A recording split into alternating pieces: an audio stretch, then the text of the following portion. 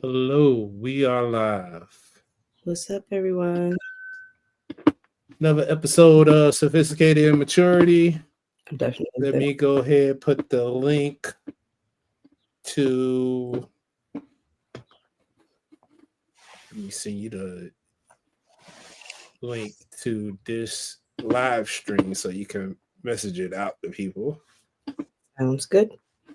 Yeah, Alex actually hit me up this morning to ask when we were going live, so I told him. Yep. And I will place in the chat for all those that are attending when the link to join us live. Hold on, let me do that.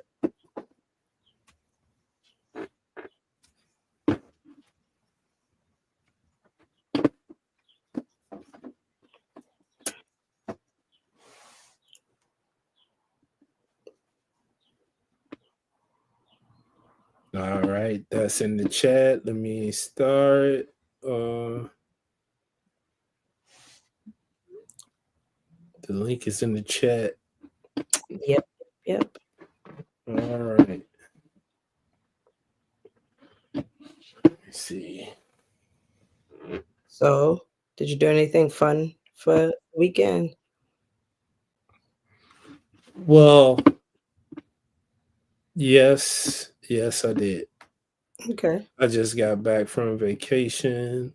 Nice. Plus, it's WrestleMania weekend, so I've been watching wrestling since Thursday. Oh, okay. And I got the little. I don't know. You probably have no clue, but Yeet, this guy that says Yeet, he won World Heavyweight Championship last night. Nice. So that's one of my guys. Okay. He is Samoan. He cousins to The Rock. So Hey, love me them Samoans. The Samoans do their thing. So Okay. yeah, they had two Samoans to win Nice. last night. Yeah, I'm seeing the clips coming down my TikTok. Yeah. What you call it? If you Joel and Roro, they was watching it last night, so they were talking about it. Oh yeah. It was lit. And Nice. one of the best matches was between two black women. Nice. I love that. Yes. I'm assuming we talking about Storm, right? The one. Yes. Love her. Love her. Jade and Naomi had a match. Yeah. Yeah. And they had an ill intro where they had a weatherman was like, the weather's nice and sunny. Oh, I'm gonna go watch the clips. I want to see it. And then he was like, oh, it's starting to get cloudy. A storm is coming. That's dope. That's so dope. It was dope because the guy literally works for the Weather Channel that they used to do it, and it had the Weather Channel logo. So he's like, oh, okay, the Weather Channel. Then you start seeing the effects behind them was so cheesy. He was like, Yeah. They try to hype her up. That is so. She looked amazing though. Let me see if I can pull up a picture of her real fast. Yeah, what she had.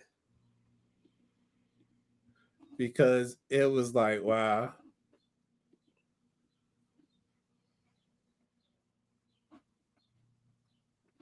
I want to see you to see her WrestleMania outfit.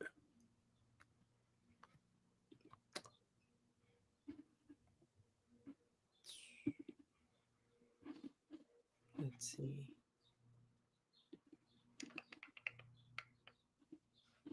Let's see. Let me share this tab.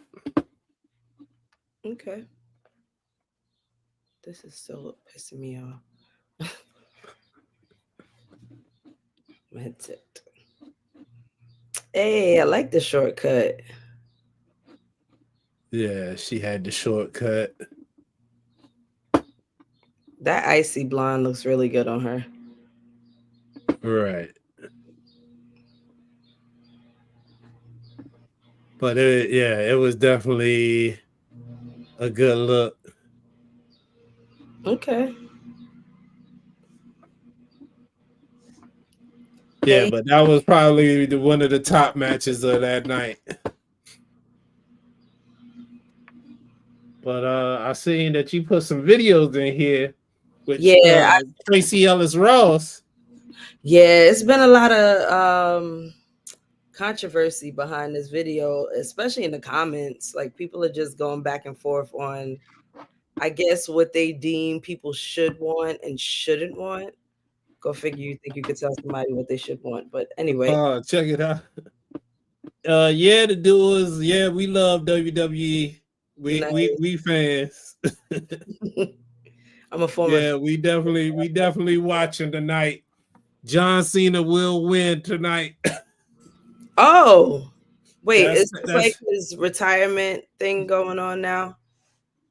Well, this year is his last year wrestling, and he's supposed to.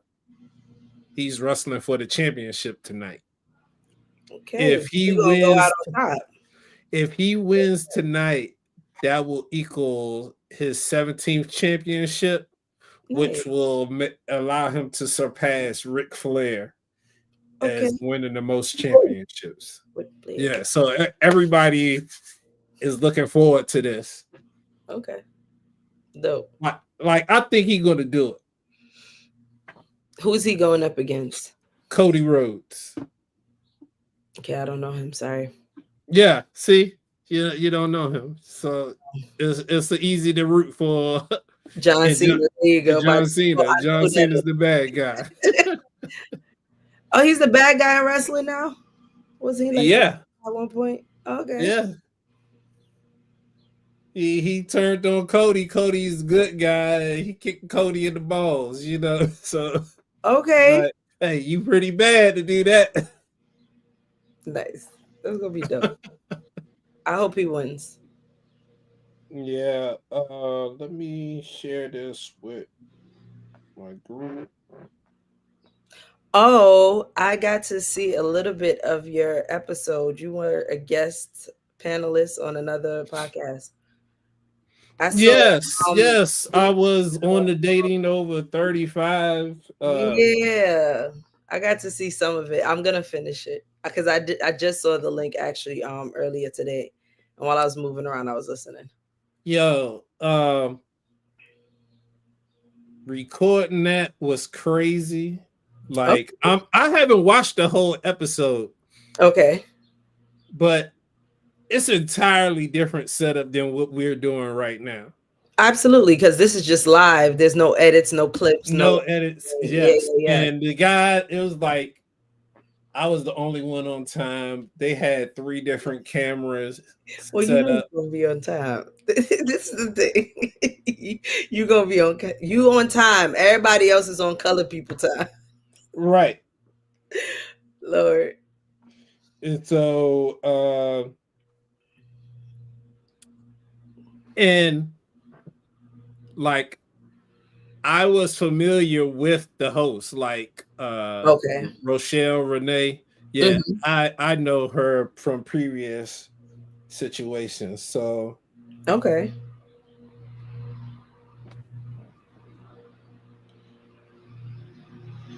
But it was clearly like, I will say, I don't even know how accurate I represented myself because I was annoyed with the people there. Oh, damn. Because because of how late they were. How late was it? 30, 40? Well, I got there before the actual host of the show. The person showed that it was. Yeah. I was there before them. And I was there on time. So you have a show. Yeah. And you say, oh, we're starting the show at 8. Yeah. You don't get there till maybe 8:15, 8:20. Okay. But it's your show. Right. And I'm a guest on your show, so I'm there at 8. Early. Actually, I was there at like 7:50. I just sat in my car until 8. Right. Yeah, I saw that was actually one of the talking points you mentioned. That's why I mentioned it. Yeah, all y'all late. And then all y'all late. So the owner, so the much owner better. of the show, the owner of the show was the lady Yeah. in the denim Yeah, I know. Because she outfit. said she was Okay. able to be a She panelist. said 8. Okay. The lady next to her, okay, lady in the denim came in 8:20. Okay. The lady in the black, the doctor, Yeah. she came in a little bit after me. So she was late, but not really. Pretty decent. She still got Like the host. Right. We both were there before the Y'all were host. the first 2 people there. Okay, cool. Right. Okay. Okay, so the Nigerian guy or the African guy that sat beside me, yeah, he was an hour. He was an hour and 15 minutes late. Oh shit. The host, the lady with the white top, yeah, Rochelle, she was an hour late. Okay, I could see why you were annoyed. I could see. So it was like the way looking back at the clips, the way they were setting it up, it was like we were trying to asking questions to date the ladies. Like get to know the ladies. Realize that's what. Oh, not it was like a blind date situation. That's what the filming looks like. Does that? Is it? I didn't get too far. I did not get too far. Okay. I was wondering if you perceived that. Follow up on it. I'm gonna check and see. So wait, what did they tell you it was gonna be about? They just told it was like just talk about your experience and just individualize your answers to you and your thoughts. Oh wow. But the way it's clipped up, I'm not sure if they were, they could make you look any type of way. Yes, they can. Once the edit is done, they can clip it however they want. Right. Oh, I just know I wish I had on shades because the way I was looking at this African guy, it was like, it was wild. And the reason why I was like giving them all crazy eyes, because this dude, he was long-winded, yo. He was long-winded. Oh my god. He wanted to hit 95 talking points. Oh my god. And you like, dog.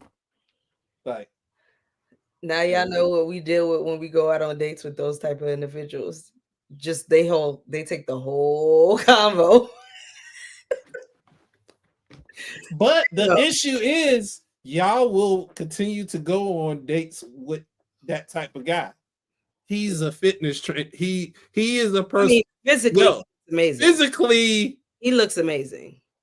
Yeah, he owns a gym and personal trainer. So he's was on point. I was like, dog.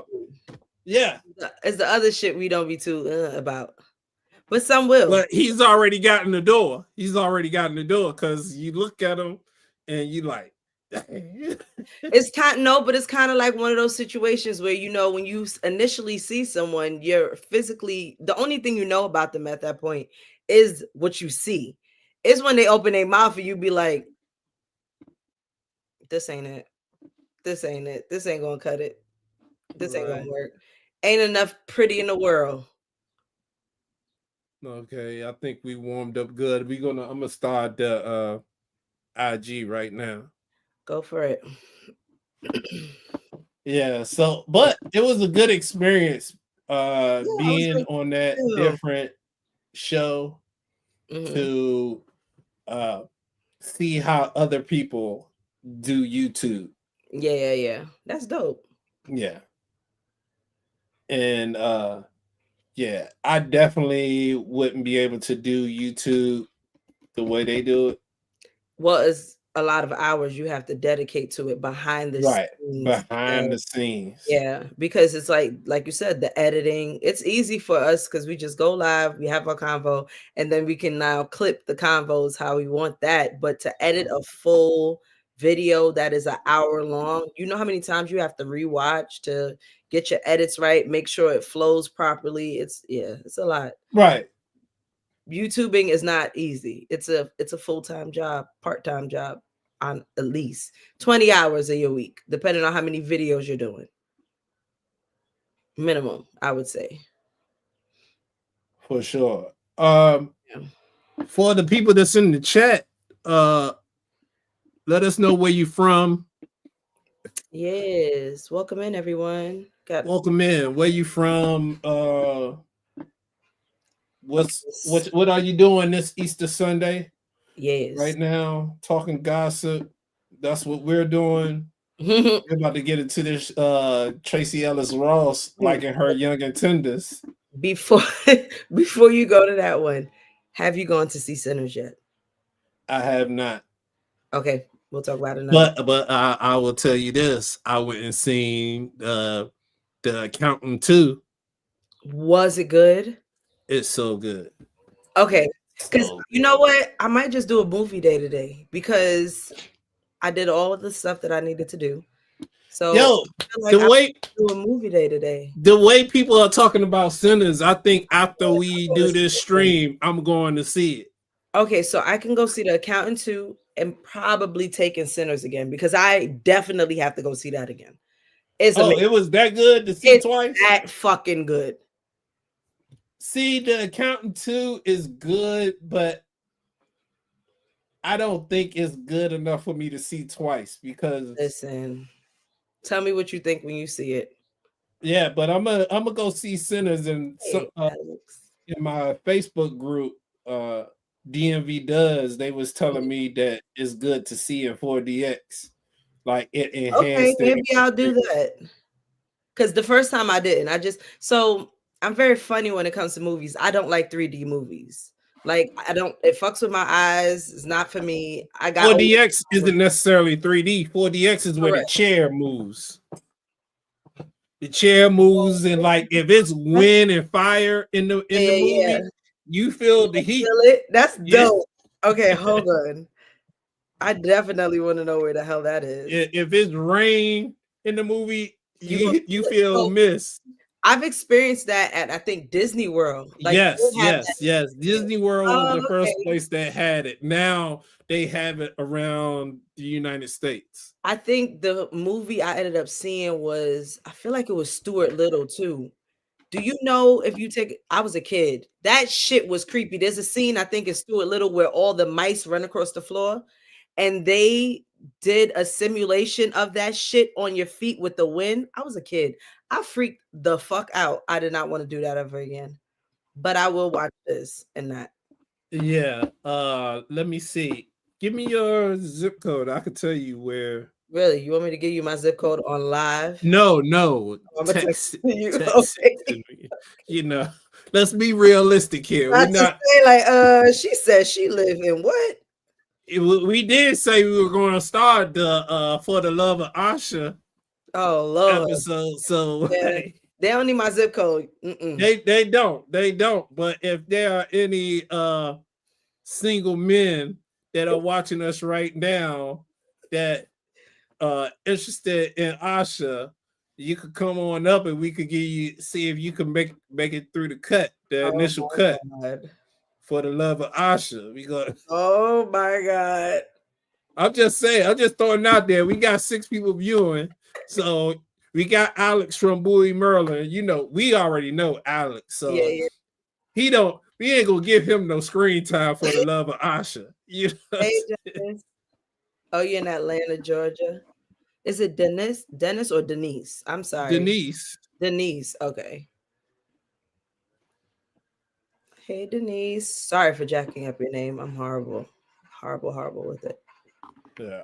Not Alex put the eyes. Yeah. We already know what time Alex is on, so we not gonna.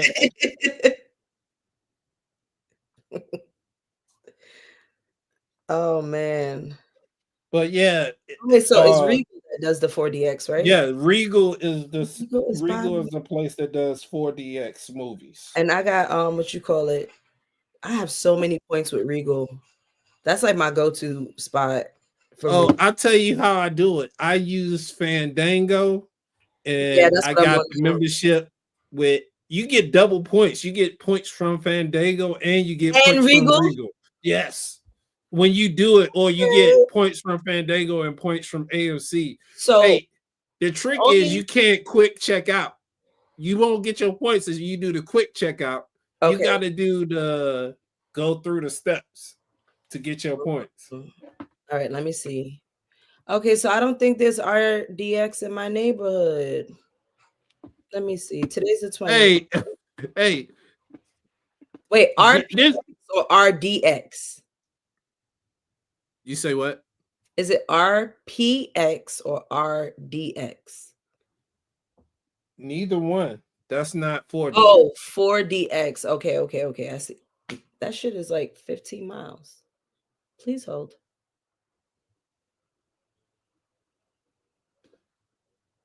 Yeah, I still might do it. I ain't doing shit else.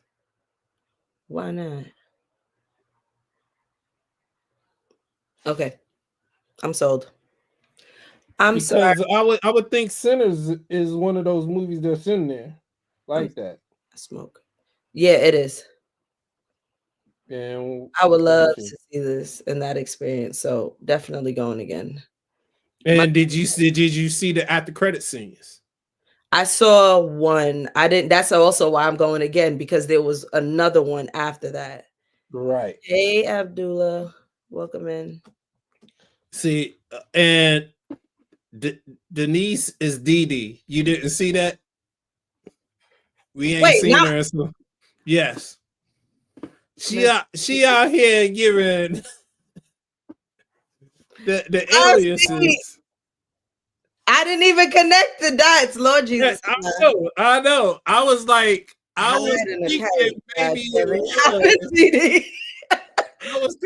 it was because I was like Atlanta, and then in her picture, you see she got a big hat. I didn't look. I'm telling you. Look at the hat in the picture. Let me see. Yes, you know she always got them fire ass hats. Right. What's up, Miss Didi? I just asked for you. I hope you're doing good. Thank you for coming in. Like Abdullah. Now I was like, dang, you know I be high, Miss Didi. Come on now. Them dots did not connect at all. I done went on with the day, still not even realizing that them dots ain't connect. Like nobody ever calls her Denise. So at all. I'm like, at all. That's why I don't think that's why. Like I wouldn't even have guessed that Dee was for Denise. I just knew Dee. I was like, I didn't know. Oh, you know why? I always thought, okay, she always gets called by the, I don't want to say it on YouTube, but the L name. That's what Roro. Right. So I was always under the impression that was the name. Miss Didi, I'm all jacked up. Right. You see, she out here, she in witness protection. That's what it is. It's just witness protection. You know, this is that sophisticated maturity, you know. Right. Maturity going on. I love it. Thank you so much. Thank you. We appreciate it. For sure. You in the bushes for sure. You know what I'm saying? I would have never. Oh man, that's so funny. So funny. I know she glad she don't work for the government no more now that Captain T is in the office. Oh, well, I'm putting in my letter of resignation this week. Oh, for the federal. Yeah. So, I'm going back. Did you get? I didn't get the one I wanted. Okay. I got another one. And I'm sad. I am sad a little bit because that other one would have been chef's kiss. It was everything I wanted, but this one, I mean, it kind of gets me almost what I want. I'm not in the industry I want. It gives me the title and I'm back remote again. So those two things I'll take. Right. Yeah, because I can't say that on the internet because I was about to say F them motherfuckers, but I ain't Well, we'll make sure it doesn't reach the clips. You know what I'm saying? You can talk freely here.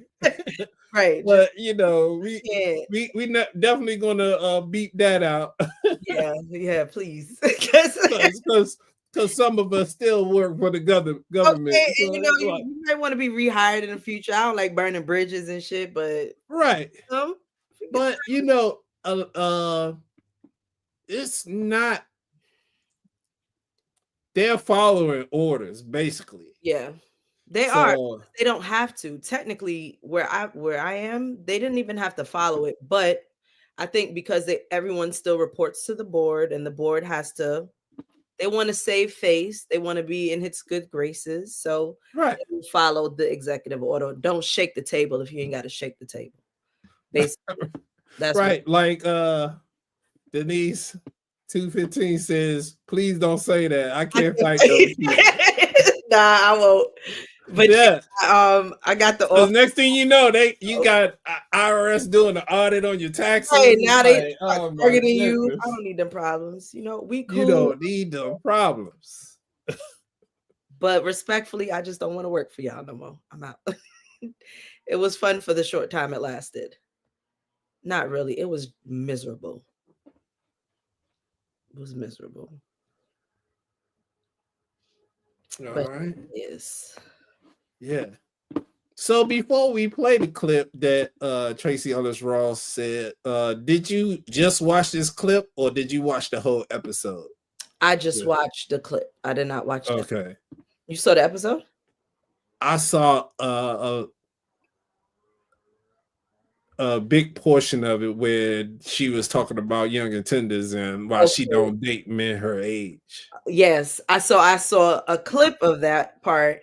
And the comments, it was like, oh, she's a predator, da da da da da. They're just basically trying to flip it because you know how they'll say women are called older men who date younger women predators.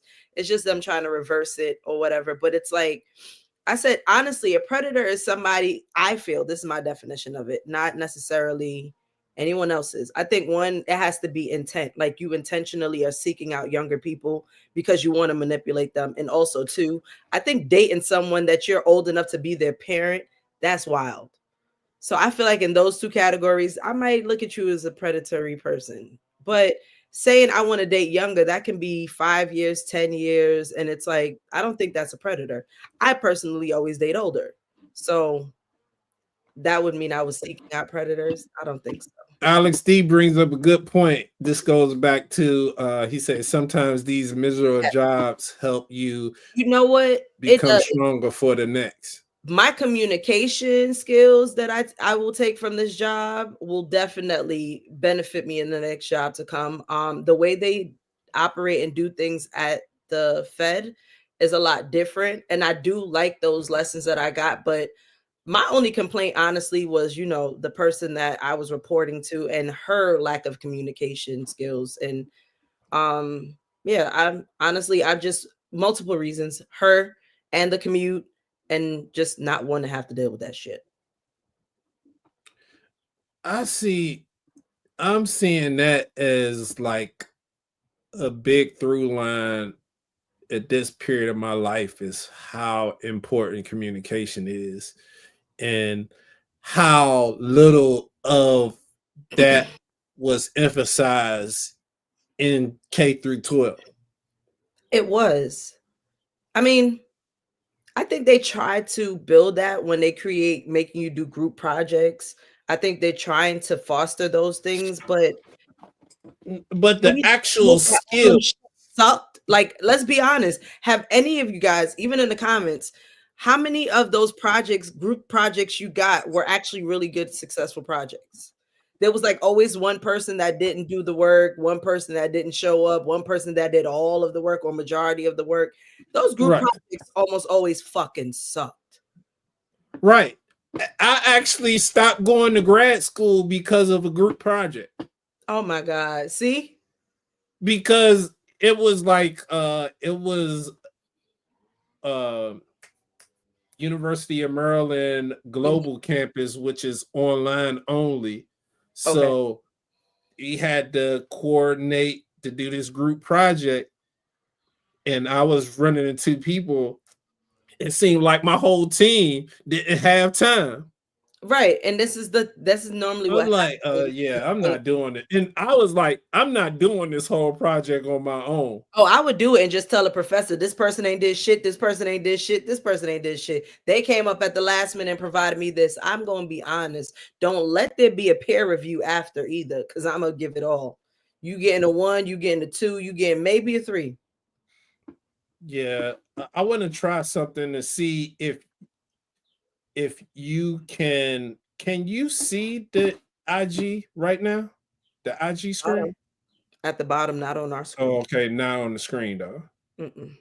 Let me see if I play it. Can you dream hear? Of my wedding growing up, and that's not to say that I didn't dream of the bigness of my life, but I could have spent a lot more time dreaming of my life. And you know, as much as grief does surface for me around not having children and not having a partner, I still wouldn't want the wrong partner. That's a great point for people to hear. I'm not interested in that. You have to make my life better. It can't just be, you know, I'm in a relationship to be in a relationship. So even though the grief does emerge and that comes and I hold that, I think of what I've done, and I think of, I woke up every morning trying to do my best. I didn't wake up one morning and be like, I'm going to mess this day up. That's right. So I must be where I'm supposed to be. And I don't know, sometimes I think of all of the things I've done, the courage that I've had to have and what I've had to learn how to navigate as a single person with no one to hide behind. And it's built a really beautiful experience around me. And I have incredible friends. I did dream of my wedding growing up. And that. Okay. So I got, this may be a hot take, but like, how could anyone make her life better? What you mean? See, you're thinking about the monetary part. No, I'm saying, how can someone make your life better? No, make her. Like, I'm talking about specifically Tracy Ellis Ross. She talking about she can't know that. I can't tell you how they can make her life better, but I'm sure. But just from the outside looking in, I don't know nothing about that lady other than the fact that she is rich and an awesome ass actress. Right. We do share the same birthday though. But money isn't going to make her life better. She has money. No. I think companionship can make her life better, but it has to be with somebody that's not also going to drain the fucking life out of her. Right. You know, I think that's just what most people want. They want to be with somebody that does not make their day-to-day fucking miserable. Like, do not be the burden. Like, if everything else in my life is okay, don't be the one fucking burden. Like, you get what I'm saying? It's like, you don't want that dynamic to where I think for me as I've been single most of my 30s, my 20s did a lot of the relationship stuff. And I don't think people understand that once I learned what it was like to have peace, and I mean peace meaning when I come home, it's not chaotic, it's not unnecessary arguments, it's not unnecessary frustration, it's just not any of that negative energy. I come home and I'm happy to be home. But there are instances, or I've experienced times where I've lived with somebody and I wanted to take the longer route home because I did not want to be around that person. I didn't want to be there. I didn't want the person there. I didn't want to walk in and see them at that point. And it's like, I think that's what a woman like herself is probably saying. Like, yo, I have the money. I can allot myself anything I want in life. And first off, if you want to be technical, she didn't work. She worked for it. Let me rephrase that. She worked for every bit of it. But she's also Diana Ross's daughter. So it's the thought process that because you come from wealth, you don't need anything else. That's not true. There's so much more to life that you do need that you can get from a partner. But oftentimes people are just looking to bring their misery with them into your space and then make it your responsibility to deal with their fucking misery. Don't think that's cool. And I'm not saying that it's going to be without issues. That's not what I'm saying. But if you ever dealt with somebody where it's like every time there's always a problem, they're always finding a reason to be upset, or they're finding some problem that didn't even need to be there. And instead of even communicating, like, hey, I feel some type of way, I'm uncomfortable, they start acting on it. They just start, you know what I'm saying? Am I explaining it clearly?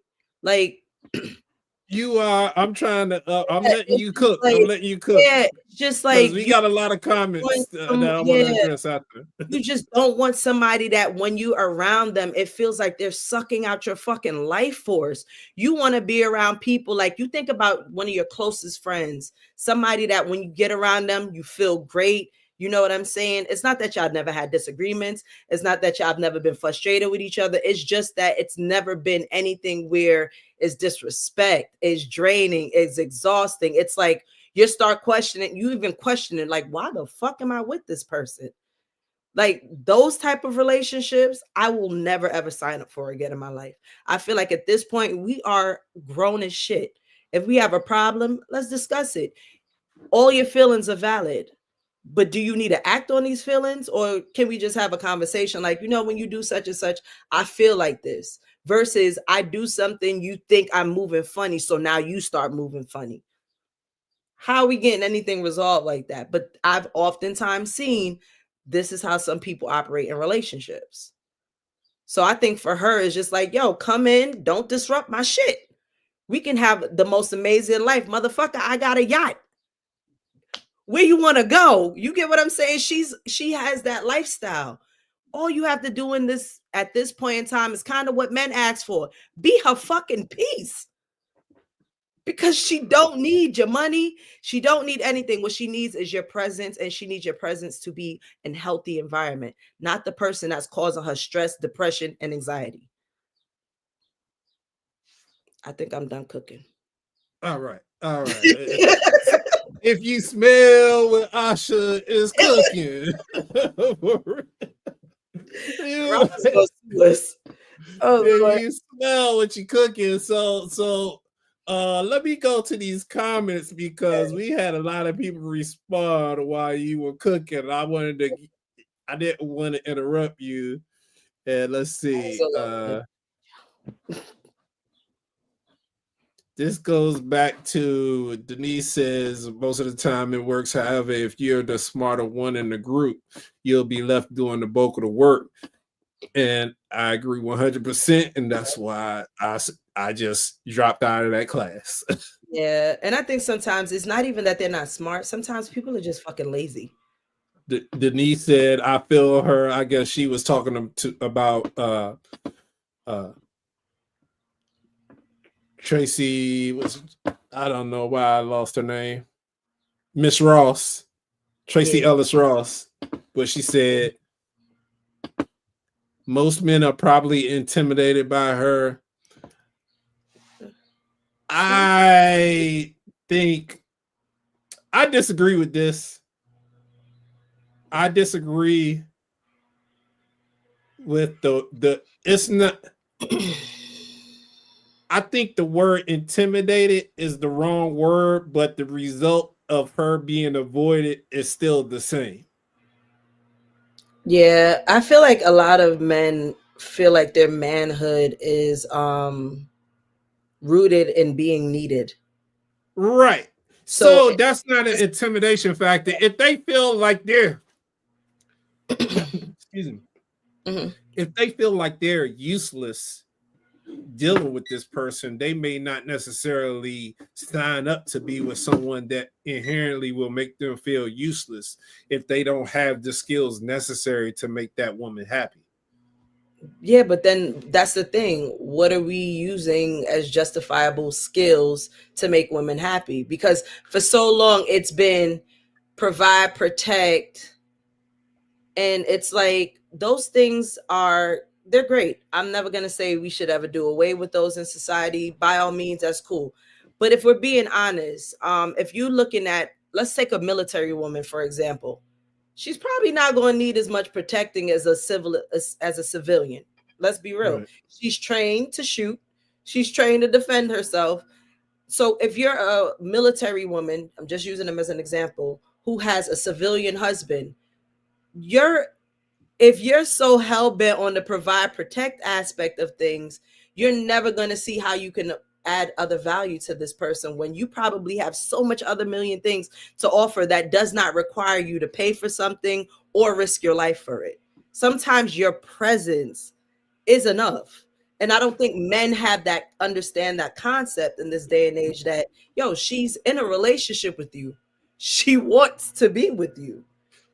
Well, I will say this. This is where the self-awareness comes into play, because essentially everything that Tracy Ellis Ross is expressing and what she expressed in her podcast with Michelle Obama was that she's not a traditional woman. And that's why. How could she be? Exactly.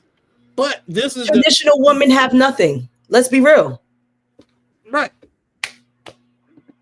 So she can't attract a man of her age, even if she wanted to, because she's not a traditional woman. So you could look at that as men being intimidated by her, or men, you can look at it as the other way. Men just don't want to deal with her because she doesn't fall into what they seek out of women. Yeah, but I think the result is the same. The result is she has to date younger. I think it's foolish that we're so in the notion of, and this is just for, I guess, women who want marriage. It seems like you need to marry when you're at your lowest, because if you have anything remotely solid for yourself, it becomes a challenge because now a man doesn't know how to fit himself into that life. Is that what I'm pretty much understanding at this point? Because it's like, that's kind of what it sounds like. But I don't feel like any other, I'm sorry to pull a race, but I don't really see other couples doing this. Like, I know CFOs that are women with husbands.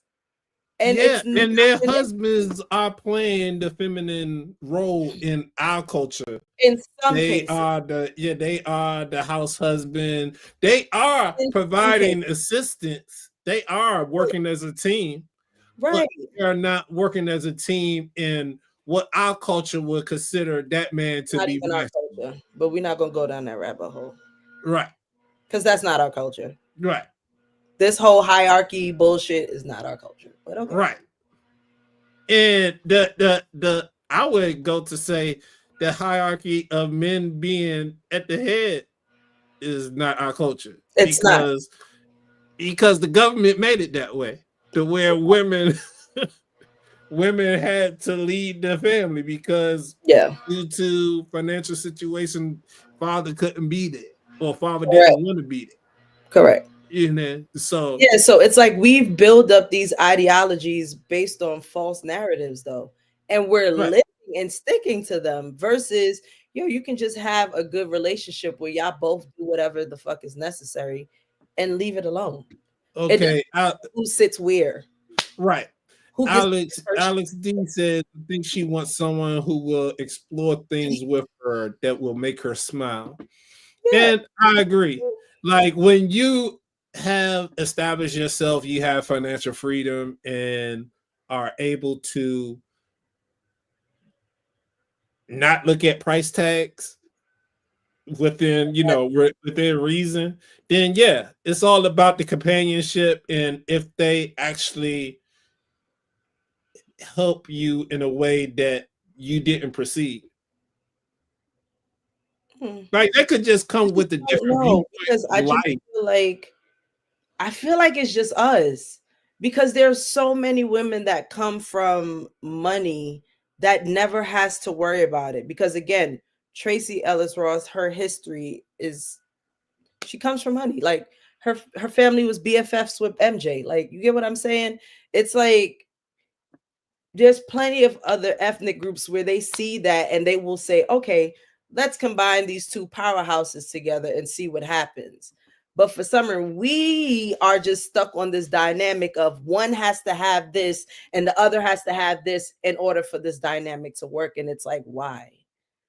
Oh, because we scared to come together. Last time we came together as a people, civil rights movement, you see what happened to our leaders. I mean, so then what do we do at this point? Because okay, let's see. Denise says, for myself, rediscovering peace have been vital to my well-being. If you disturb my peace, I'm throwing you the peace sign. That's why I'm blocking Yana. I am quick to block a motherfucker. Okay, I can see that. Yep, good point. Black Abdullah said marriage is a name. Union is a name of the Most High for helpmate and companionship. Yep. Yeah. And I think if people are marrying for companionship, then we're not having the what do you bring to the table conversations. You're not at all. But but also, if you were marrying for companionship, there would be no need for extravagant dates. Gold diggers, gold diggers wouldn't have a way into manipulating unexpected men. The men that were tricks that like to spin wouldn't have an edge in the system either. Correct. Because companionship requires time. Yes. No amount of money can give you the quality time needed to hold it and to have real companionship. So, like, it's like if you can't put $1 million to get it, that's the same as you can't buy it at all with $0. If you can't put a dollar amount on it, then it can't be purchased. Then either way, you could go even extreme. Mm-hmm. It's something I feel like companionship is something you both earn. While if that's what y'all both are looking to pursue in the relationship, you both will earn that from the opposite person. I think that's the difference between companionship and people just looking for others to add value, because you can quantify value. You can, and that can always change. I think that's a big problem also. Like when you're looking for somebody to help assist you in your life in a certain type of way, you're now putting a value on it. And guess what? Now, when you have that help and you've received what you needed, I think that's when things get a little bit rocky. But when you're looking for somebody like, no, I want a person to go through life with, it's a lot different. Your mentality is going to be a lot different. The way you are looking for people is a lot different. Ms. Didi asked the question, do you think society has brainwashed us to believe the false narrative that we have to live traditionally? Abso-fucking-lutely. Abso-fucking-lutely. Because I would say, oh, go ahead. I would say that this is the word traditionally is being bullied by dead people. I can't remember where I heard that from, but when it spoke to my soul I love that. Because the whole idea of tradition is you're taking something from the past into the present. Why are we doing which we no longer live in a time where the past is viable. Now, if we were still, it's like if we were still in the age where the previous generation, like farming, if you still are in the generation where farms are the number one thing, then yes, you can bring it forward. This work on the farm. This is how we have families. My great grandmother had 13 children. Would that work today? That's the tradition. That's not working today. No, it's not. She had so many children because she had a farm and they were sharecroppers. So she had people to work the farm and to make sure everybody ate. Exactly. They had 13 children and 2 adults in a 3-bedroom house. Oh my God, I would die. had well water, not even, pipe running water, Right. So like when you can't take all the traditions, just don't take none of them. This is it. That's my stand. And it's like people today are picking and choosing which tradition matters the most. And when you do that, it's like you're not being traditional when you picking and choosing. No, you're not. You're just looking for the things that benefit you. Say that. Yeah. And it works on both sides. I'm not blaming one side or the other. That's just the way it is right now. I 1,001% agree with you, because you got people who are not providers who want women to still be operating like traditional women, and then you have women who are not traditional women who want traditional men. It's like, no, that's not how that works. You got to give if you want to receive something. So I fully agree with everything you said. I think a lot of people just want to glorify the past, and they want to kind of look at the good parts of history. Like, we'll take this, we'll take this, we'll take this. No, you got to take all of that shit, because they went through some shit. Exactly. And we to be honest, I believe we as a community, people of color, Black, we have been negatively impacted from tradition more so than anything. Absolutely. Because if you want to get to the core of it, to me, the tradition, if you go far back enough, the tradition was slavery. If you want to go back, connecting the dots that all of this shit that y'all trying to recreate is built on trauma. Exactly. Why the fuck you want to hold all of that? If you are fortunate enough to know your family's history before slavery, from the continent of Africa, then you have a way of connecting to true tradition, not based in trauma. Correct. But for all of those that can't identify our families before slavery, our tradition is rooted in trauma. Yep. And survival. Can we make sure that's a clip, because that needs to be said. That's a whole fact. Right. A lot of the bullshit traditions that we're trying to recreate are, almost all of them are rooted in fucking trauma. Because you got to think about what we endured for years and years and years. And this is not like 40, 50. This shit goes back deep. Even my family not being from this country, there's still traumas that they went through in their countries that they just transitioned and brought over. All of those things are rooted in trauma. Why are we not trying to create the future that we need? Right. Which is living the fucking presence. Right.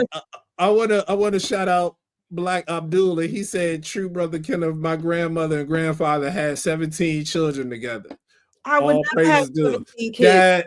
That is bananas. That is bananas. 17 kids. Can you imagine paying childcare for 17 kids right now? It was easy when they had the farm, because you can eat, you can feed your kids. Like, honestly, when kids are young, you just feed them, and you have everything at your disposal when you have a farm. But now, when we have to shop for everything and pay for everything ourselves, we could never. Thank you, sir. Thank you, Alex. I definitely was impacted. Shout out to my therapist. Hey. Yeah. I was definitely impacted. I would say more that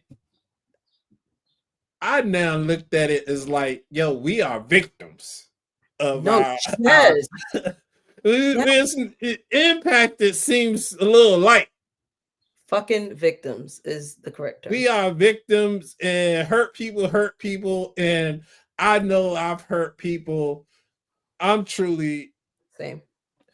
And I wish the trauma from my family or my tradition that I was raised in didn't it didn't give me the skills to resolve conflict.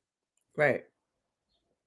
But in if you look at it from a traditional view, children didn't have the right to speak. No, they did not. What you was told. Women didn't have the right to speak to their fathers at all. At all. You do what you was told. So if you was the top dog in the house, that was the only voice that existed. Correct. And the only one that was, pretty much heard. Yeah. And when he was away, then mom, she got a voice. Mm-hmm. So it's like all of that compiles, and this brings me to a video that I want to show, because this like summarize like where I'm at right now, and I think you could relate to this message. I'm ready. You given the burden to heal your family's generational trauma. Maybe it's not a burden. Maybe it's a calling. Not because you asked for it, not because it's fair, but because you are the first who can. The first who is able to feel what others couldn't. The first who refuses to be driven by shame or anger. The first who has enough awareness to even think to look inward. Every layer of pain you let yourself feel is a pain that previous generations weren't able to feel, and future generations will no longer need to feel. The pain you face won't always be appreciated, and those you care about most may even resent you for doing this work. But the people in the healing trenches alongside you know how significant this is. So take care of yourself. Rest when you need it. Put up boundaries when necessary, and trust this gift you have to stay present, to feel without fleeing, and to choose a new path when it feels like everything is working against you. This work is bigger than you, and the ripple effect is massive. That was amazing. Yeah. That's where so amazing. And this goes to it speaks on tradition. It's like they didn't have those resources or the know-how. So it's like by default, we already been, it's not even a brain, it's not, I wouldn't even consider it a brainwashing. It could be like considered genetic. I think it's that, and I think a lot of it is also conditioning. I think a lot of parents condition their children. Yeah, because because there are no classes on proper parenting, so you just pass down the traumas that were taught to you. And since you don't have a bar to compare yourself to other people for, as I came out good. That's okay, right there. Right? Compared to what exactly? Oh, they compare it to the worst of the worst. They'll compare it to, I'm not a killer. I'm not a killer. I'm not a criminal. I ain't shooting up schools. I ain't beating on people. So I'm doing something right. But it's like, okay, you're comparing yourself to the worst of the worst. Now, if you compare yourself to whatever you would deem the best of the best, would you still measure up to that? Whatever that may be to you. You know what I'm saying? It's like, there's a lot of things that I know, my habits that I have from that are trauma responses. I know that how life would have been different if I didn't have those fucking trauma responses. But because I have them, I'm now able to share that knowledge with my son and make him be aware of, like, tap into them feelings, be aware of who you are, because I think it's very important in this world to know that don't allow people to tell you who you are in any capacity. What they think of you should not waver or change how you feel about yourself. Like, I think teaching kids very early to have self-esteem and self-love is very fucking important. And I think that comes from a space of allowing them to express themselves comfortably. Because I feel like if kids can safely have conversations, difficult ones, with the adults that are in their life, it will allow them to be able to have those necessary conflict resolution skills when they become adults and have to now deal with those adults in their life. You know what I'm saying? When you create kids to just obey and be obedient and just follow what the fuck you say, they don't realize how that translates to the adult world. You've honed this habit for them, and they're going to continue that habit along with them. It's not a switch that can turn off. Like, oh yeah, once they get older, they'll know to not let people do such and such to them. Why? They let you do that shit to them. And you're supposed to be the one that is there to protect them and care for them and nurture them, but you're the ones teaching them that trauma before the world even had a chance to. Right. Okay, Denise say, with these tariffs, we may need to go back to farming because having more than 2 kids can be hard to survive in this day and time. And that's why I stayed at 1, because I knew that shit. I can't. And I want to say that for women too. Be realistic with yourself. Can you afford multiple kids? If you cannot, do not have multiple kids. And I'm not putting the blame strictly on women. I'm just sharing that with women. I understand. I agree with you 1000%. Yeah. Like, they're blessings, but they're expensive blessings. But it's one of those things where, like, we as Americans, before we react on a situation, we don't understand the history on how we got here. We don't. Because, like, what I learned was before we were paying income tax, all of the way the country was ran was on tariffs. Everybody paid tariffs, and that's how we lived. It wasn't until World War II where income tax, they dropped the tariffs on countries and started taking the money from us. Correct. So, like, are you really mad that they're increasing the tariffs on not us? It's one of the things, like, it's like, do you want America to be strong? I do. Yeah or no? I do, because I'm as much as we sit here. Listen, Americans have audacity. Let's be clear. We have motherfucking audacity, because we sit here and bitch and complain about the shit we not getting, and we fucking neglect the fact of how much shit we get just to be the fact that we were born in this country and not somewhere else. There's motherfuckers still catching well water to bathe. There's still people catching well water to boil to now give to their children. There's people that still got to go shit in a ditch. We got running water. We got running electricity. You got places where they have to pay for their electricity usage different from us. Like, it's kind of like a prepaid setup. We have so much audacity because we got what is it? First world problems. Right. So I saw a video that explained it perfectly. He said, we got $5 genetics with $1 million audacity. You know, it's like a lot of people got $5 genetics with $1 million audacity. It's like that sums it up perfectly. It's like you really are asking for more. Yeah, and I mean, I don't think you're ever gonna always get everything you want, especially when it comes to politics. There's never going to be a way to satisfy everyone, because everybody's circumstance, even in this country, is different. You have some people who will rely on Medicaid and Medicare, and then you have some people that don't have to rely on that. So they're never going to feel what the other person feels because they're not in the same boat. So there's never going to be a way to get everybody what they need. The most you can try to do is create a standard and allow other people to try to work to get to that point if they can. So it's like, that's just America though. Like, we all have the opportunity. You have the opportunity to wake up tomorrow and work towards becoming a millionaire, to never have any of the money problems you want. There are other countries where people can never hit that level ever. It's just literally mission impossible unless they leave and then come here to live the American dream, which is also a joke, but we ain't gonna go too far.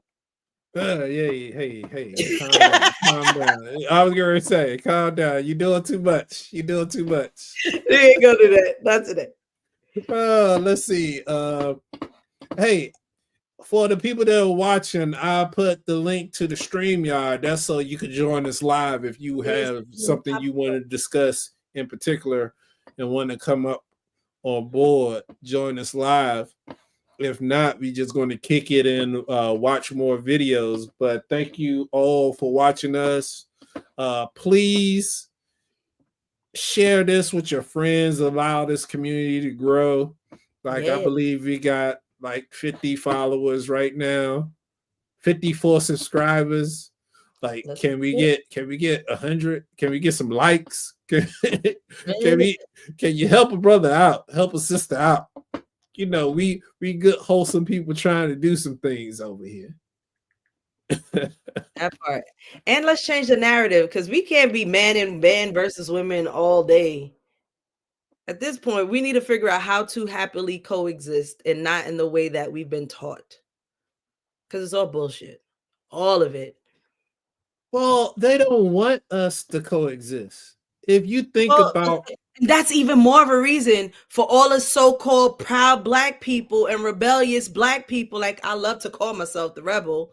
We should be saying, fuck you, we together. What's up? What you gonna do now, motherfucker? I'm not even looking at it as a race issue. I'm looking at it as a financial, the United States of America financial gross domestic product issue. But I mean, if each still falls on a racial issue. No. Let me break it down. Go ahead. In order for the GDP to go up, more money needs to be created. I agree. What allows more money to be created is as many people working as possible. Mm-hmm. So if you're a couple, you don't have to work as hard. Correct. To survive. You don't have to, you may not have to work. You may be a lady or a man that finds a spouse that you compliment that wants to retire you. Mm-hmm. That negatively impacts our country for its gross domestic product, because you're no longer in the workforce. That number goes down. But that's the thing. How many people can realistically do that in this day and age? Retire somebody and take care of a family.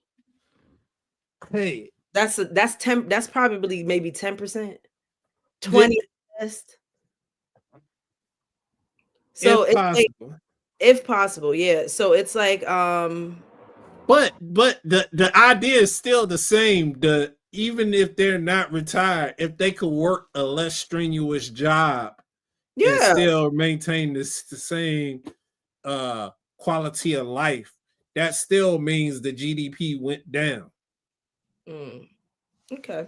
So they work this, and we just being assholes, fueling this beast. So it's like the animosity between sexes. It's like they portray one image where they want to have you, the American dream, to have the family structure, picket fence, the house, the 2.5 children, the white picket fence. Mm-hmm. Like, I haven't seen a white picket fence maybe once in my life to see the actual white picket fence. Mm-hmm. But that was the thing. Right. That's established. Right. So like, it's another tradition being bullied by dead people that we're bringing forward that no longer applies to our survival and our ability to thrive in the world we live in. Mm-hmm. I agree. I think it's crazy that time has passed. So much time has passed, but we're not really changing. And then they wonder why history, they always make this saying so nonchalantly, which I think is stupid to me, if you want to be technical. History keeps repeating itself. That just means we're dumbasses. That means you didn't learn the lesson, so God is going to make you go through it again until you figure it out. Like, why are we using history repeats itself like it's a badge of honor? No, it means we're dumb and we're not learning the lesson and we're doing the same shit.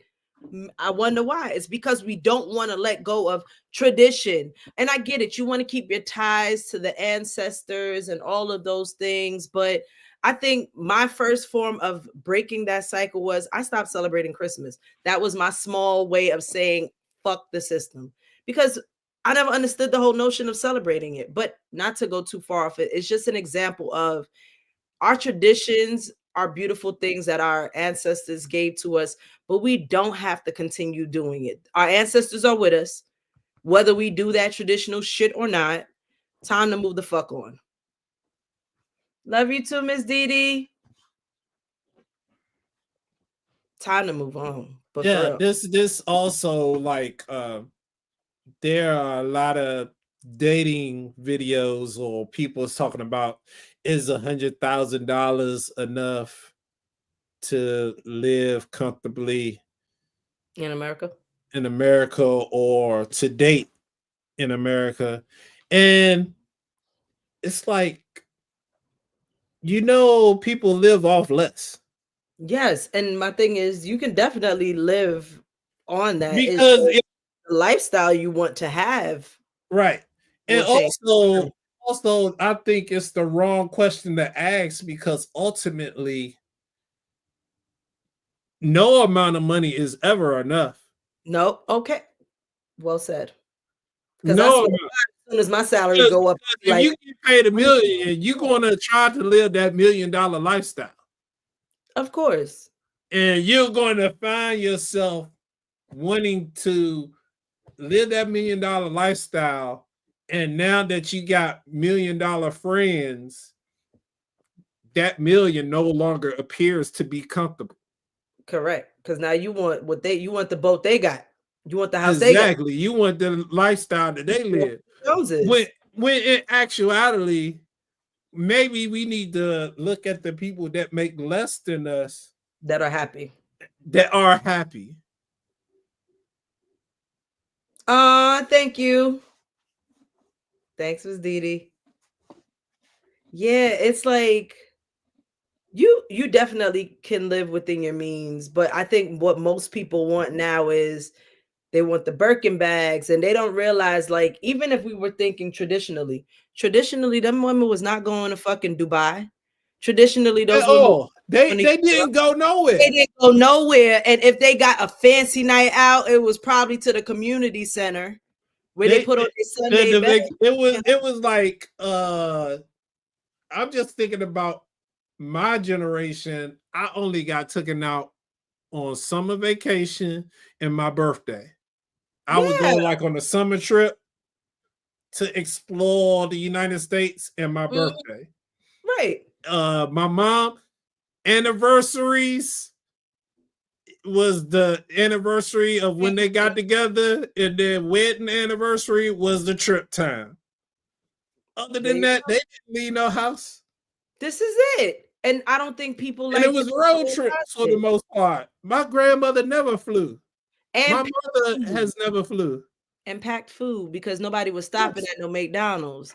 We got McDonald's at the house. Okay. Because I remember my bully beef sandwiches on the road trips up to Bear Mountains with my family in the church. Facts. With the can soda wrapped in aluminum foil, ice cold. My family used to have the igloo. Oh, okay. Younger, so we had the igloo, and what they would do is they would make the drink super super sweet, so that by the time we needed to drink it, they would dump a whole bunch of ice in it to kind of water it down and keep it cool. Listen, we had everything you could think of in that vehicle. There was no stopping to go. I want to go. My son, could we stop at Starbucks? There wasn't stopping at no motherfucking Starbucks. They had the little thermos with the Milo or hot cocoa for, the American people that drink. Right. Everything was in the motherfucking vehicle. You stopped to go to the bathroom and then get your ass back on the road. That was it. That's it. And get gas. That's it. Part. Okay, And so and hopefully y'all set it up to where he got gas and everybody used the bathroom. That's the only you had to at the use same the bathroom. time. They would make you use the bathroom. Yeah, you will. You long will enough, you try. have to You go. will try. Yeah. You will try. That's a whole fact. So it's like I don't think people understood what the traditional women really went through. Like there was none of what we experience now. Like we're seeing more of the world than the generations that came before us. Right. You know what I'm saying? Like I could tell you, my mom, she's been to a few states, but my mom didn't go to all of these other countries. Like she went from Jamaica, America. I think she did the Bahamas one year with my sister. 3 countries. I've been to so many countries, so many different states, you know. So it's like you think about the generation before, it's like they did not live the life we live in now. We have very expensive fucking taste. And we don't realize that. Oh, I love him. Yeah, I'm pulling them up. I've seen this. The Scorpios, man. Let me see. I'm trying to make it so where it's viewable, the most viewable. I don't know, but I love how thought-provoking he is as well. And he does these little segments. He's funny, but he just did a movie recently with SZA and Keke Palmer. But I've been following him for years on the internet, and he's really dope. Okay, they'd about the same size. No, it was bigger this way. Yeah. Reasons people are making it difficult to find love. You constantly post on social media and announce to the entire galaxy your negative taste for relationships and how love pretty much isn't enough and how you pretty much hate love, and yet you're expecting to find it. Where is the logic in that? All I attract are bad people. Well, isn't that such a shocker? You want to find someone who's a safe place, but yet you're a walking hazard. You're like a personal shade room expecting to find the light. Your favorite podcaster consistently bashes all mankind for living and you support it, but yet you want love from a man, a healthy man. And fellas, your favorite podcaster obviously hates women, never around women, and that's why you like hearing him talk about women? You poor soul. Him and his podcast buddies bonding over the business of a woman while also not having one. I'm so sorry, I cannot relate. Such a conversation would bore me. People, if you want healthy, think healthy, listen to a healthy podcast, look to be healthy, and get healthy. You think toxic behavior is cute. That's why healthy people are unattractive to you. They don't excite you. They're boring to you because they would actually be good for you. Oops. So sorry. I didn't mean to offend. Yes, I did. You need to look at your baby pictures and ask yourself how you become the person you become. If you want a good person, then maybe you should work on liking a good person. You knew what you were getting into from the moment you got into it. So why the hell did you continue to get into it? Why? After month 3, one can say that you're pretty much choosing to be in whatever unhealthy situationship that you are in. Do you not like you? You do. Well, then act like it. We're all adults now. Who we choose to deal with, date, entertain is nobody's decision but ours. We are no longer children. Not so fun fact. They don't treat you how you want to be treated or make you happy. Then why are you still around? Maybe because you want to be. If not, well, everyone has potential. We're born with it. But when it comes to your love interest, pay attention to who they are, not who you want them to be. Live well.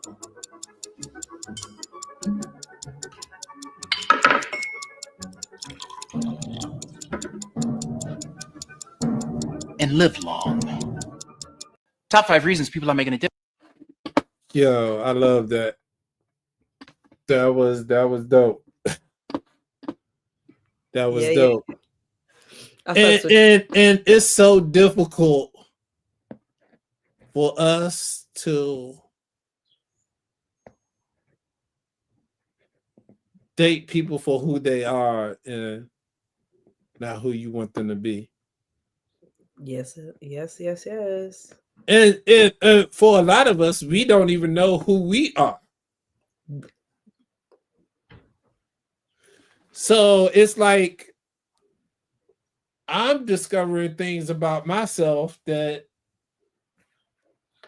I didn't know existed.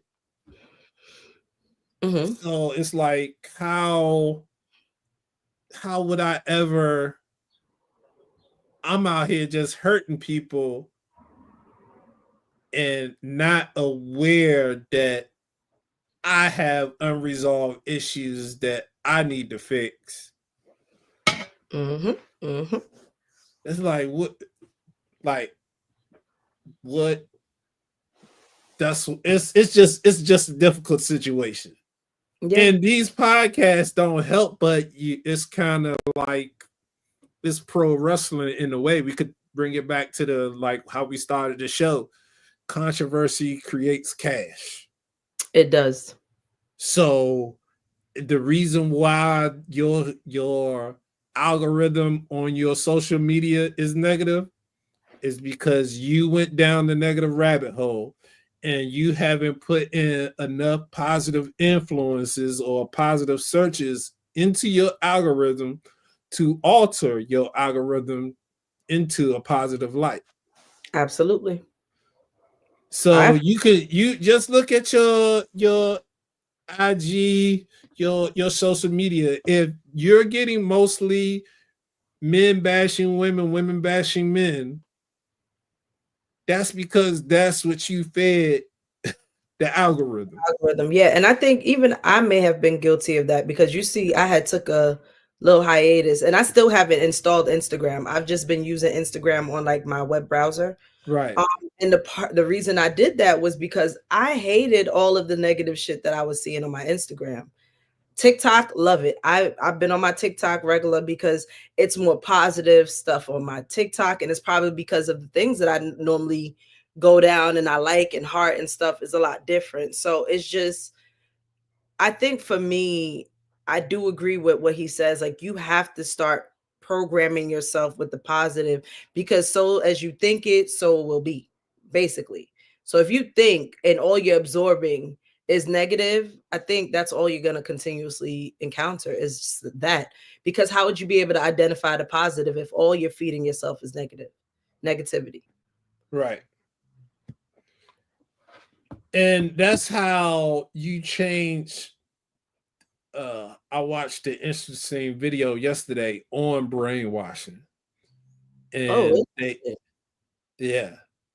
How long? Can you share it? I can share the video, but it's super long. But well, I still want to watch it, but we can't. I was saying if we could have clipped it here, but it's okay. I can maybe show like the first 5 minutes because he breaks down a summary in the beginning, but the rest of the video, he goes into the details of how it's actually done, how they brainwash people. Yeah, people don't have the mental capacity for 5 minutes. Right. So if you put 5 minutes here, they're not gonna watch it. They go to the no. I'm gonna because I'm fascinated when it comes to things of the mind. Right. But this is also, it all ties in together. It's like a web of knowledge that is being weaved here.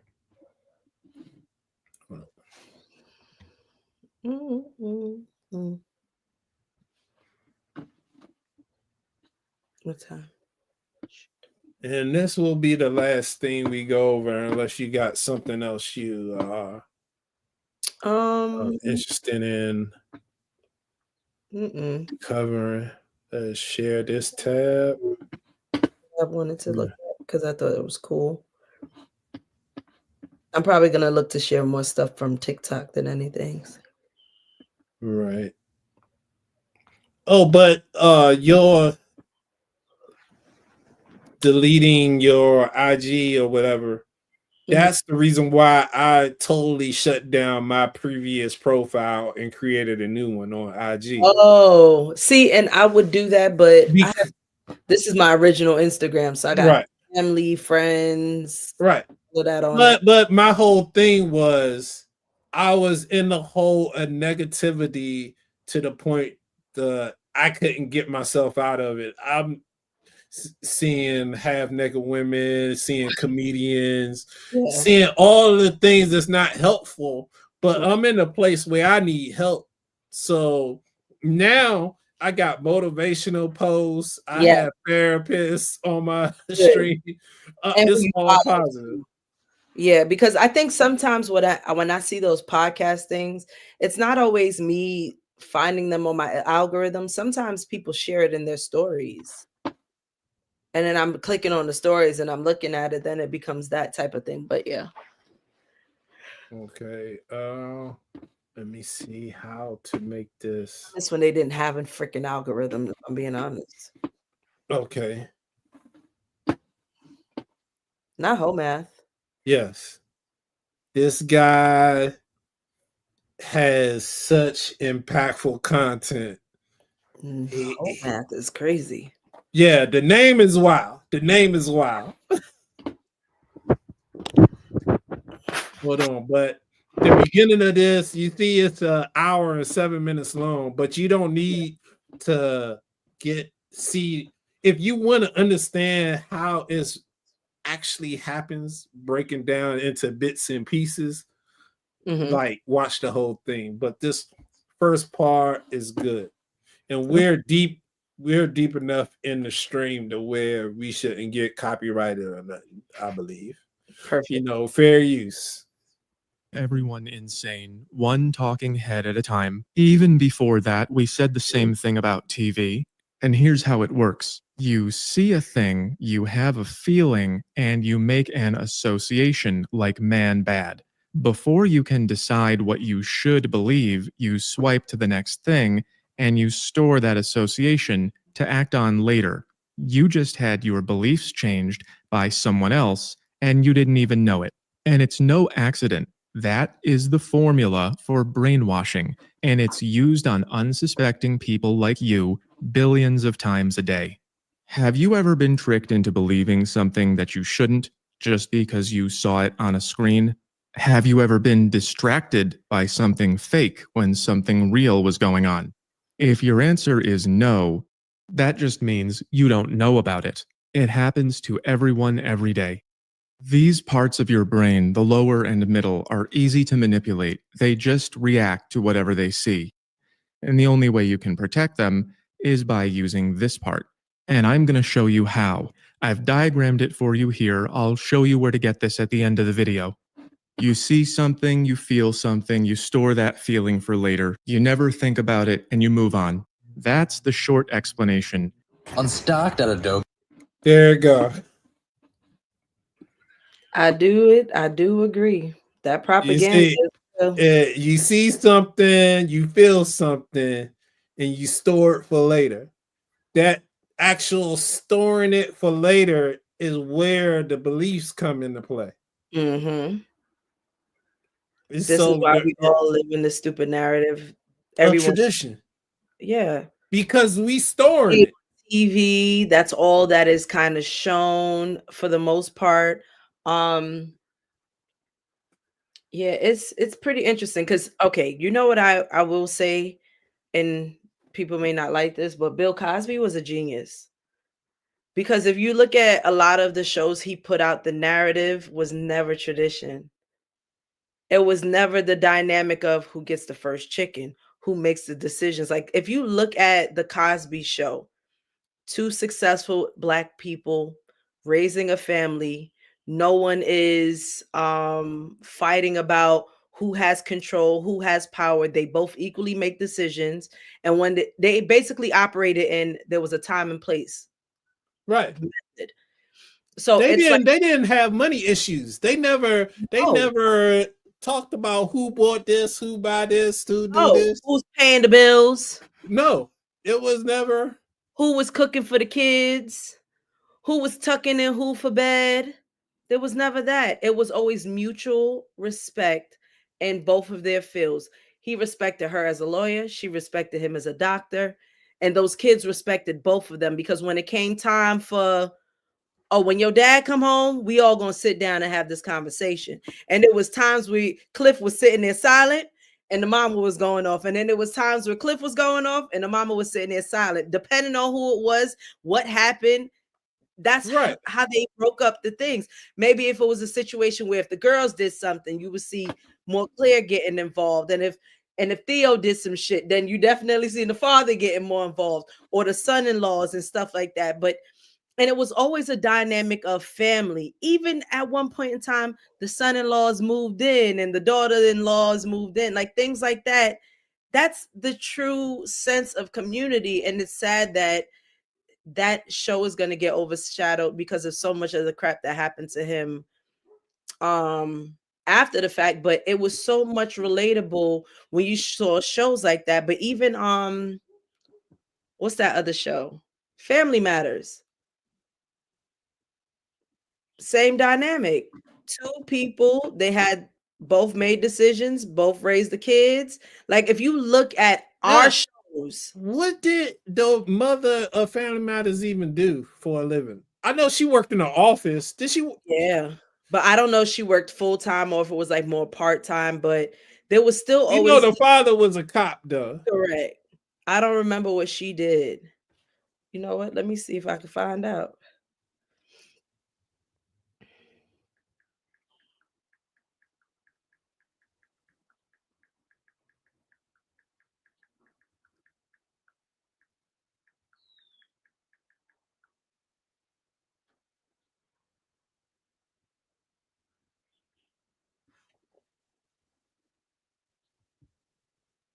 Right, because I remember she got a job and then she got fired. So they said initially she worked as an elevator operator in the In the Chicago hotel. Chronicle. Yeah, and then later became the director of security for the Chronicle. She also worked as a service clerk and eventually rose through the ranks and became the head of sales and VP in another company, Ferguson.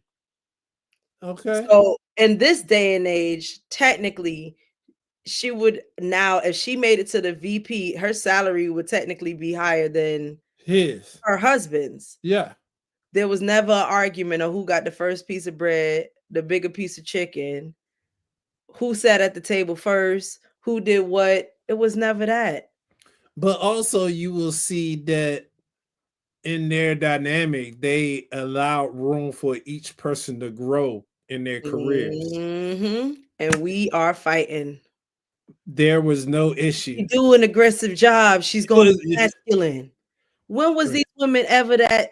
Like, if you look at the Claire Huxtables and that, of course they brought their husbands food, but so did their husbands.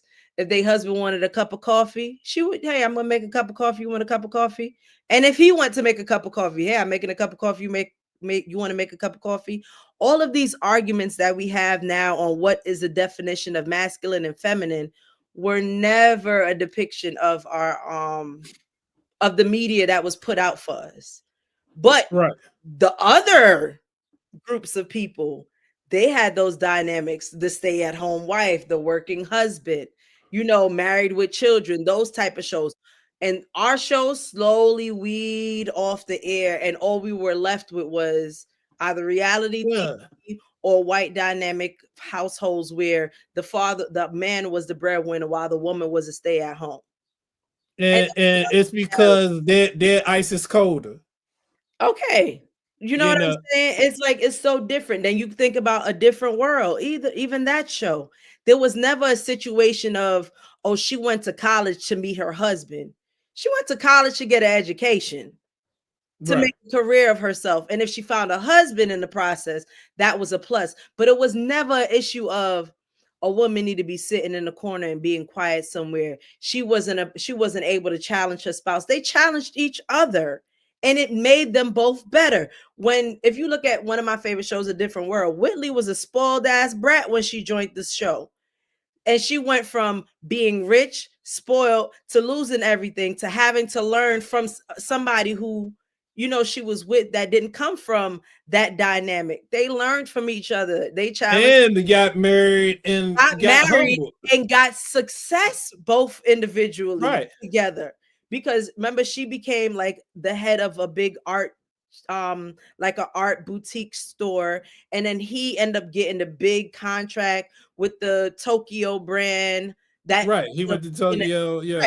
He came back, and then they were offering him something after graduation. Like, if you look at these dynamics, it was never it was never about a hierarchy.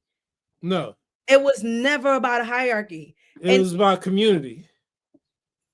Always about community. As much as Cliff used to complain about, I got all these motherfucking people in their house. When it was a situation of these new married couples trying to figure life out, where they went and lived, right up in the house while he sat there complaining about them being in the house. But they still at least gave them that start. That's what we were. That's what our history really is. Why the fuck did we come in here and let people tell us otherwise? Is crazy.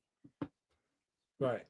Oh, I just thought about it. If we could go back to Cosby Show, how his parents the way they celebrated their anniversary. They went over to his house to celebrate with the grandkids. With the grandkids, they would do the song. Exactly.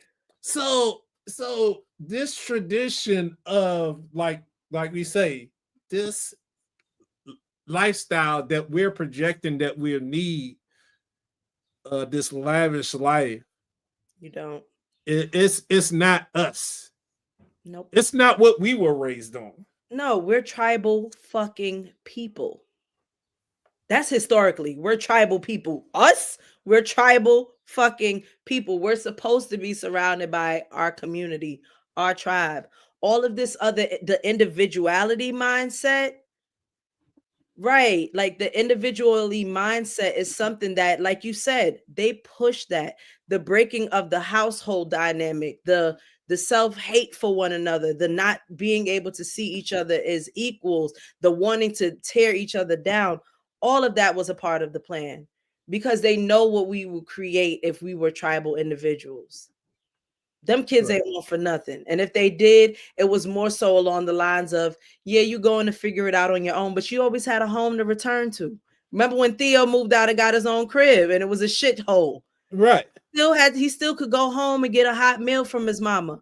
He still could go get his laundry washed. It was like, yeah, you still got the responsibility of doing it by yourself, but you were never alone doing it by yourself. Right.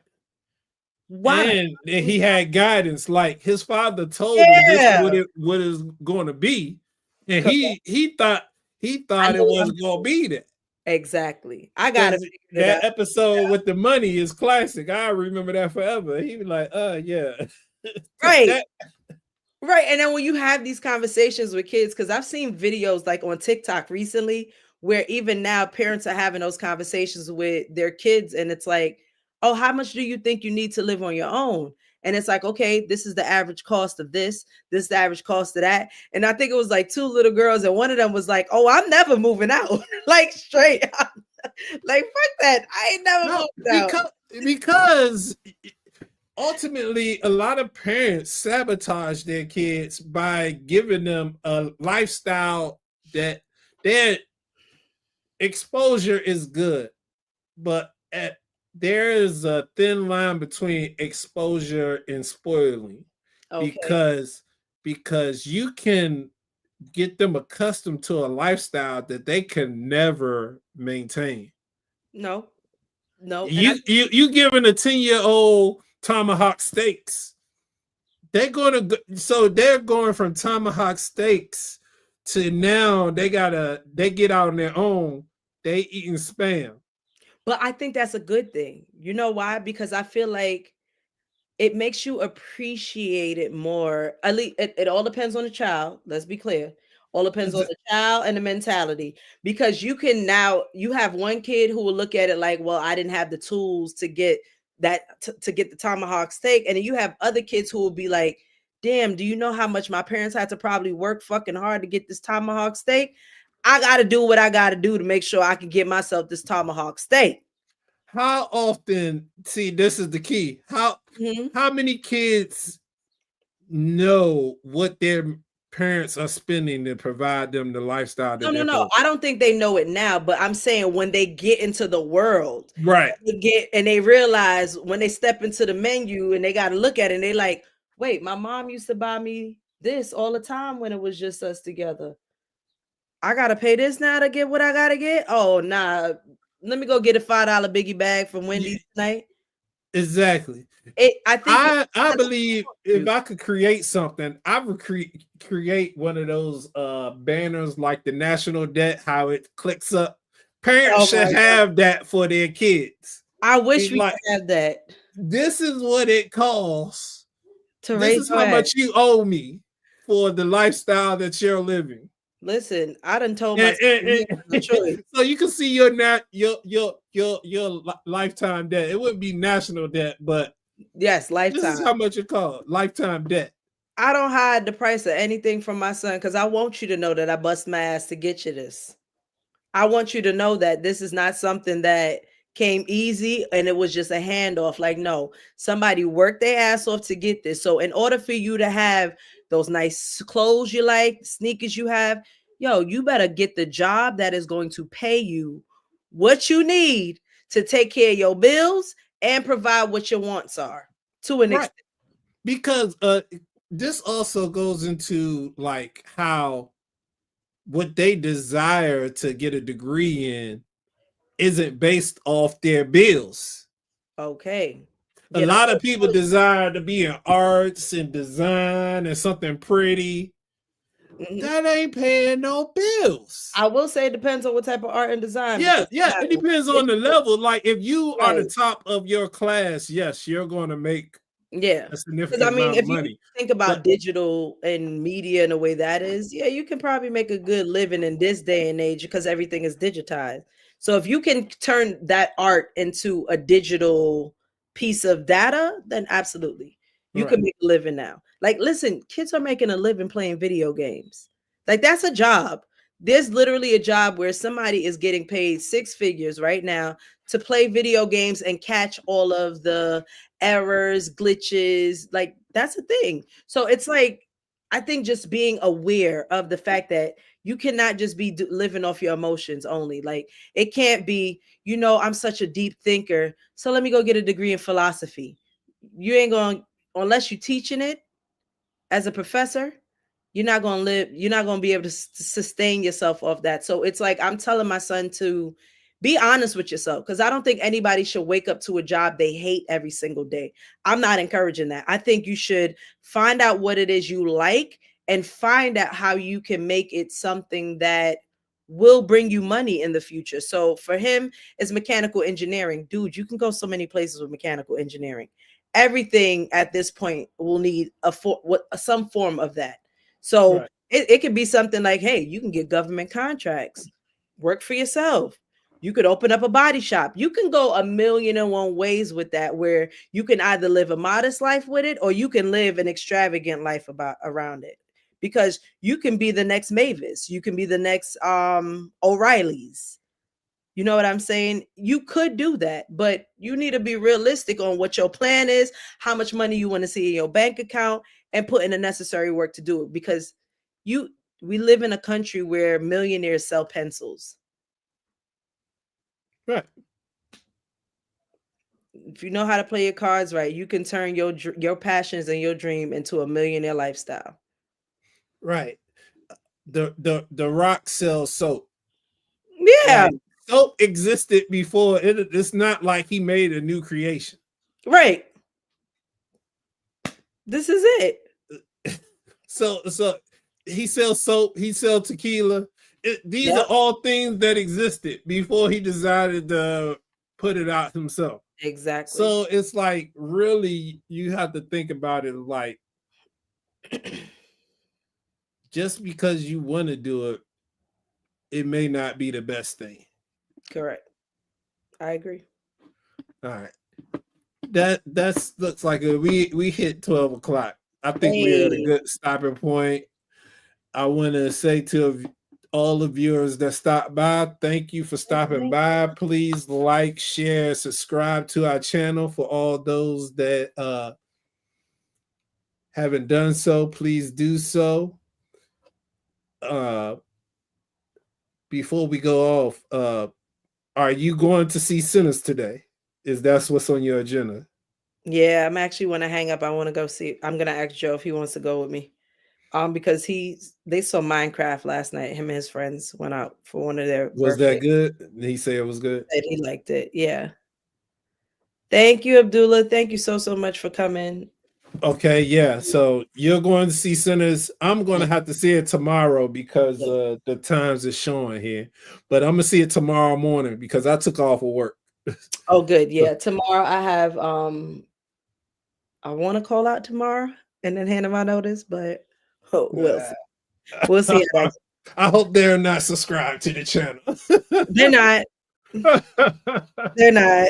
So, but hey, thank you all for watching us. This has been another episode 10 of Sophisticated Immaturity.